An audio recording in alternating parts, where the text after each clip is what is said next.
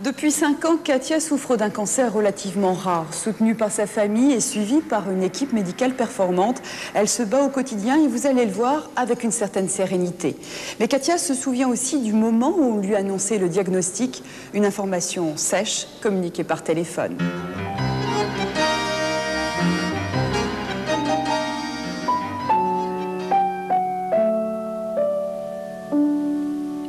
Ça a commencé il y a 5 ans. Parce que j'ai pris la décision de me faire opérer d'un fibrome. 15 jours après, le chirurgien qui m'avait opéré m'a téléphoné. Il me dit, à propos, j'ai une mauvaise nouvelle à vous annoncer. Vous avez un cancer. Le mot cancer m'a choquée parce que pour moi, il était synonyme de mort, en fait, tout simplement.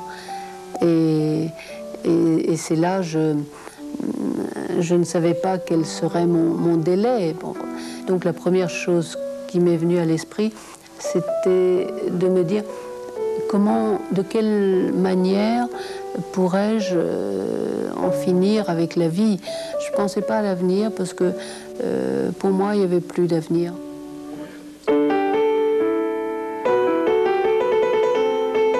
Malgré l'amour des siens, personne ne peut rien pour soi. On est seul devant la mort, on est seul devant la maladie. Et il est évident que c'est un sentiment très, très pénible. Il aurait pu m'annoncer ça différemment et me dire un peu ce qu'il en était. Si j'avais eu affaire à quelqu'un d'humain, et puis qui prenne le temps de me parler un peu. Il faut quand même un moment d'adaptation. Je suis persuadée qu'il y a des gens qui se suicident à l'annonce comme ça brutale d'un événement tel que celui-là. Ce que j'apprécie chez mon médecin aujourd'hui, c'est qu'il est d'une honnêteté scrupuleuse.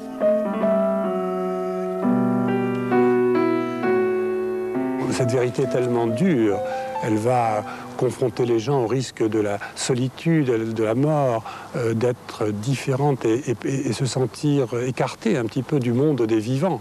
Eh bien, on ne balance pas quelque chose d'aussi important sans avoir commencé à connaître la personne, non seulement la personne, mais même l'environnement familial. Ce que veulent les gens, c'est pouvoir partager, c'est pouvoir discuter, c'est pouvoir ne pas se sentir seul. C'est vraiment le grand mot, à mon avis, dans ce domaine de l'annonce du cancer, c'est ne pas se sentir seul et savoir qu'on peut tout dire, qu'on a quelqu'un avec qui parler de cette menace qui pèse sur sa vie. C'est extraordinaire la façon qu'il a de dire les choses. Bon, Katia, on va se battre encore une fois. Il faut y aller, il faut s'accrocher, on va y aller. Et c'est tout. Il ne me dit pas, on va guérir, on va... Jamais, jamais, jamais. Mais il est tellement humain, tellement présent, tellement... que c'est encourageant. Et